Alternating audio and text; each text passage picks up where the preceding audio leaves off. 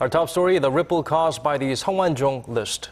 That's right. Korea's ruling and opposition parties battled over the brewing corruption scandal surrounding several heavyweight politicians at the parliament's interpellation session today. Our Park Geun tells us more. The first day of the parliament's four-day interpellation session centered around a high-profile scandal that started with a note written by former Keangnam Enterprises CEO Sung Woan, who committed suicide last week.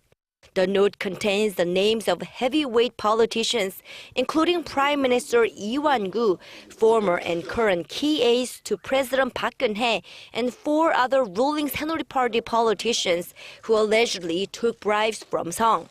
While the prosecution launched a full-scale investigation into the allegations on Monday, the main opposition party has vowed to use the interpellation session to probe deeper into the scandal.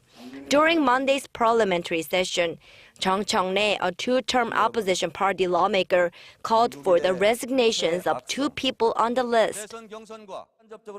I think Presidential Chief of Staff Lee Byung-gi and Prime Minister Lee Wan should step down and be investigated. In their positions, they can both influence the investigation. The Prime Minister cannot influence the prosecution's investigation. Meanwhile, the ruling Saenuri Party stressed that the Keangnam CEO's network stretched beyond the ruling party to include people from the opposition camps.